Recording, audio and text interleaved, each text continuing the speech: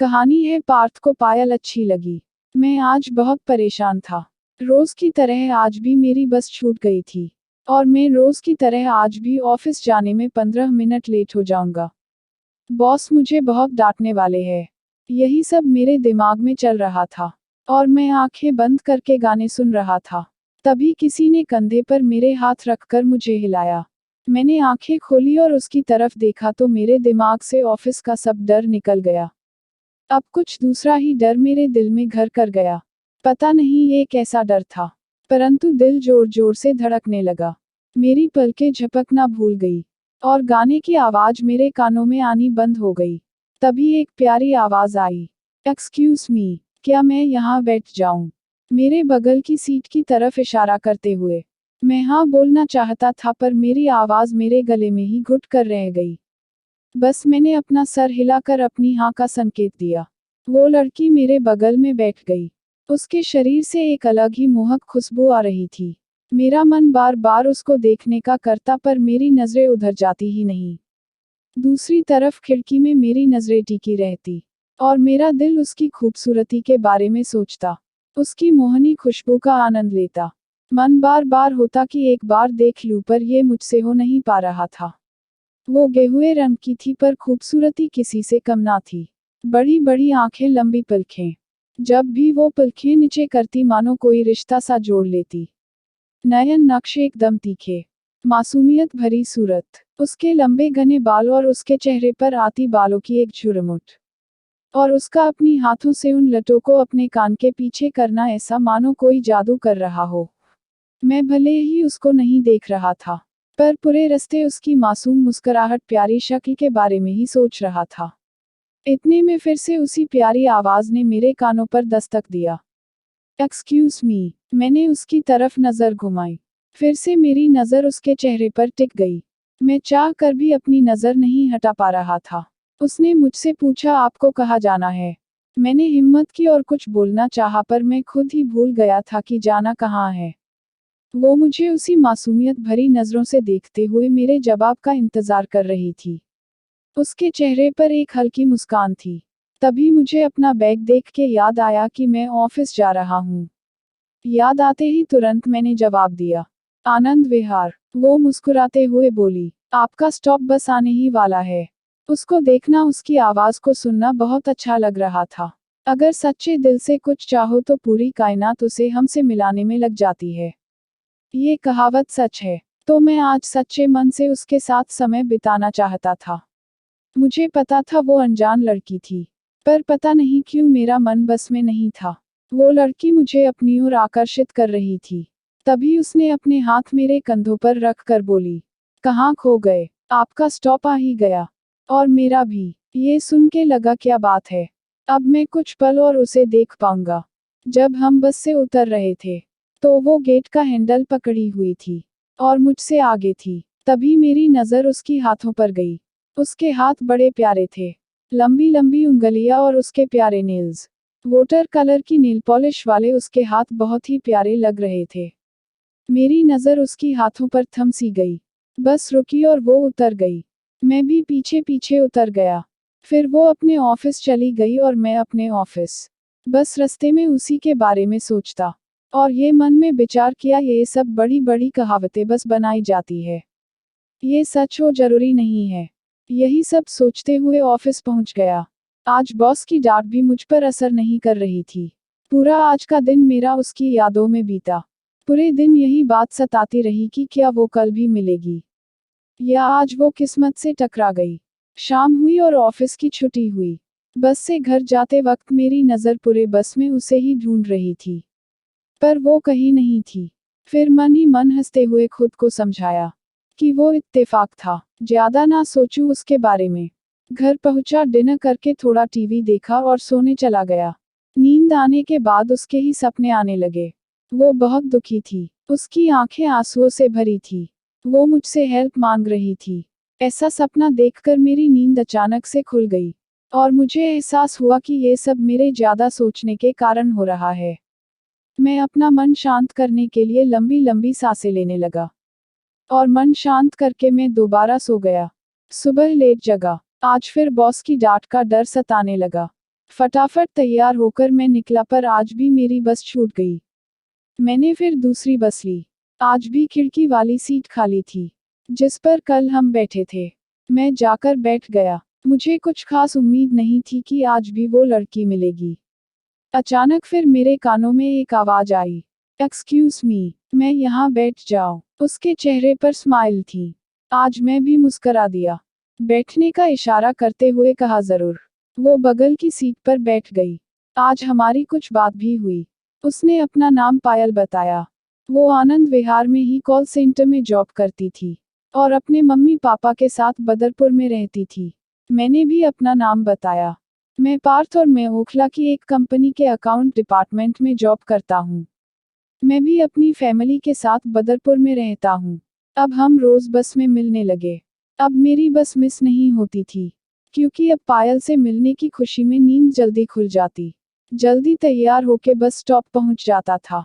किस्मत कहे या कुछ और, पर मुझे बस की वो खिड़की वाली सीट हमेशा खाली मिलती।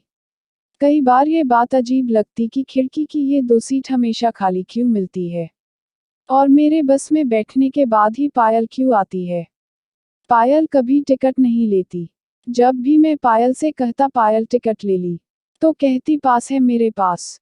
पर इतने करीब के सफर के लिए पास कोई क्यों बनवाएगा। पर इन बातों का क्या फायदा था। जो मैं सोच रहा था वो मिल रहा था। पायल रोज कुछ ना कुछ मेरे लिए खाने को ले आती।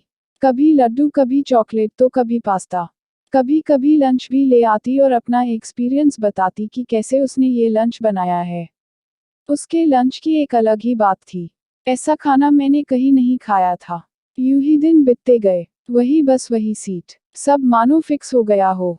हमारे बीच प्यार या दोस्ती को लेकर कोई कमिटमेंट नहीं हुई। फिर भी हम दोनों को साथ समय बिताना अच्छा लगने लगा। एक दूसरे की आंखों में एक दूसरे के प्रति सम्मान और प्यार दिखने लगा। यूं ही दिन बीतते रहे। कभी पायल कुछ लाती तो कभी मैं। ऐसे ही दिन बीत रहा था। एक दिन पायल बस में आई। वो उस दिन खुश नहीं थी। चेहरा मुरझाया सा लग रहा था।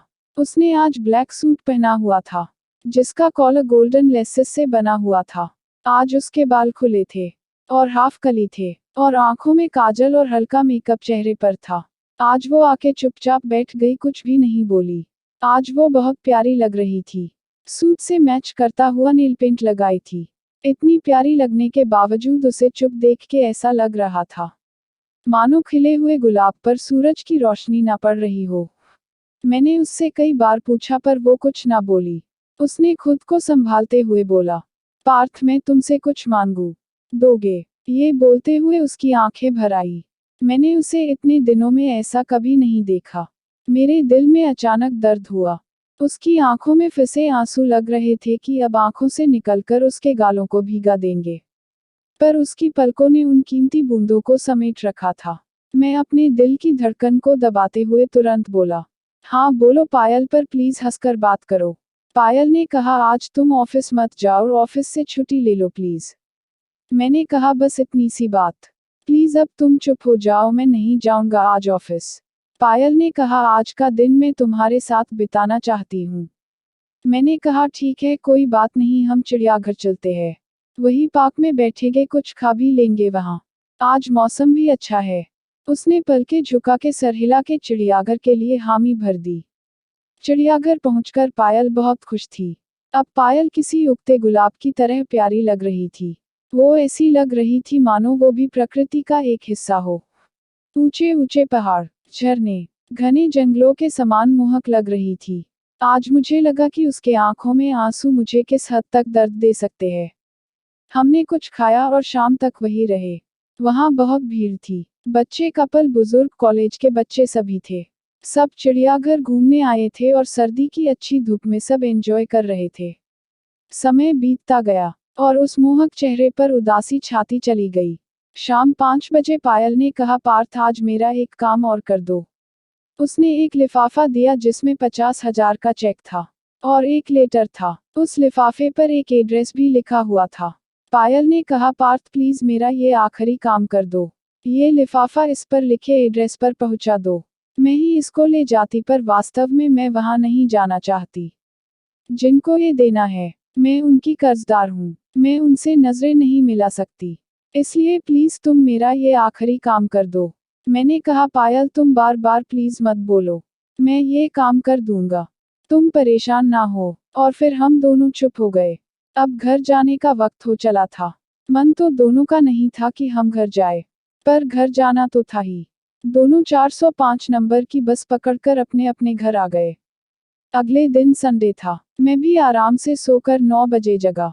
कल सारी बातें याद आ रही थी इसलिए लेट सोया। इसलिए जागने के बाद सर भारी हो रहा था। इसलिए तुरंत फ्रेश होने चला गया। फ्रेश होके नाश्ता किया और प्लान किया कि आज ही वो लिफाफा उसके एड्रेस पर पहुंचा दूं। 12 बजे मैं उस एड्रेस पर पहुंच गया। घर नॉर्मल था। मैंने डोरबेल बजाई। थोड़ी देर में 2 बुजुर्ग कपल बाहर आए और पूछा, कौन हो तुम? मैंने कहा पायल ने ये लिफाफा भिजवाया है। उन्होंने एक दूसरे को देखा फिर मुझसे कहा अंदर आ जाओ बेटा। आंटी जी ने कहा मैं चाय बनाकर लाती हूँ। ये कहकर वो किचन में चली गई।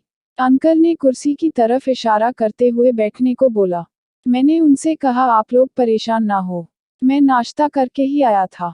पर उन्होंने जिद करके बिठाया और बातें करने लगे। बेटा तुम पायल को कैसे जानते हो? लिफाफे में क्या है मुझे समझ नहीं आ रहा था कि पायल से मेरा रिश्ता क्या बताऊं, क्या कहूं। पायल मेरी दोस्त है, पर दोस्ती की बात तो पायल ने कभी नहीं कही। इतने में चाय आ गई। सबने चाय ली। फिर मैंने सारी बात सच सच बता दी। बातें सुन उनकी आंखों से आंसुओं की धारा फूट पड़ी। उन्होंने दीवार पर लगी फोटो को दिखाकर बोला, बेटा इसी की बात कर रहे हो? मैंने जब फोटो देखा तो मानो पैरों तले जमीन खिसक गई हो। मुझसे रोया भी नहीं गया, बस अपना सर हाँ में हिला दिया। अब मेरी आंखों में भी पानी उतर आया। उन्होंने बताया कि 11 जनवरी को हमारी बेटी पायल एक बस एक्सीडेंट में चल बसी। हम उस पर आश्रित थे। वो हमारी बेटी नहीं बेटा थी। पर भगवान को ये भी देखा नहीं गया। उन्होंने हमारी पायल को हमसे छीन लिया। ये कहकर दोनों फूट फूट कर रोने लगे। मुझसे भी आंसू रोका नहीं गया। ये सब जान के मेरा दिमाग काम करना बंद कर दिया। समझ नहीं आ रहा था कि ये सब क्या हो रहा है। फिर मैंने उनको लिफाफा खोलने को बोला और बताया कि इसमें आप लोगों के लिए 1 लेटर और 50,000 का एक चेक है। उसके माँ पापा ने बताया कि 40,000 का कर्ज था उनके ऊपर, जिसको पूरा करने के लिए पायल बहुत मेहनत कर रही थी और पैसे बचा रही थी। अब सारी बातें समझ में आ गई कि ये सब क्या हो रहा था, पर मन अब भी मानने को तैयार नहीं था। उनको शांत कराकर समझकर घर आ गया। ये सारी बातें मुझे सता रही थी। ये बातें प्रैक्टिकल नहीं थी इसलिए विश्वास होना मुश्किल था। मैंने सोचा कि कल उसके ऑफिस जाऊंगा, वहां कुछ पता चल जाए शायद। सोमवार को मैंने ऑफिस की छुट्टी करके उसके ऑफिस गया। वहां पता लगा कि पायल शुक्रवार तक काम पर आई थी, पर उसके बाद नहीं आई, ना कोई उसका कॉल आया। उसकी फ्रेंड ने बताया कि 11 जनवरी को उसका एक्सीडेंट हुआ था, पर 12 को जॉब पर आई थी। उसे कोई चोट नहीं आई थी। उसकी फ्रेंड ने बताया कि 12 जनवरी को मैंने उससे बोला कि आराम कर लें, तो वो बोली बहुत जिम्मेदारियां हैं मुझ पे, मैं छुट्टी नहीं कर सकती। और वो रोज जॉब पर आती थी, पर शनिवार से नहीं आई। ये सब पता करके मैं जब घर जाने को हुआ तो उसके ऑफिस के बाहर पायल मुझे दिखी। सर पर चोट के निशान थे, हाथों पर गहरे घाव थे। मैंने पूछा पायल ये सब क्या हुआ?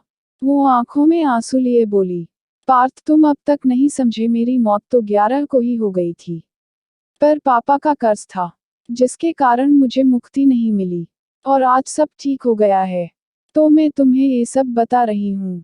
मैंने कहा अगर ये सच है तो मैं ही क्यों? तुम तो किसी की भी हेल्प ले सकती थी। पायल ने कहा नहीं, मैं किसी और की हेल्प नहीं ले सकती थी। मुझे किसी पर भरोसा नहीं था। मुझ पर क्यों भरोसा किया, मैंने पूछा। पायल ने कहा मैं तुमको पिछले 6 महीने से पसंद कर रही थी। तुम्हारी अच्छाई मुझे अच्छी लगने लगी, शायद इसीलिए तुम पर भरोसा किया।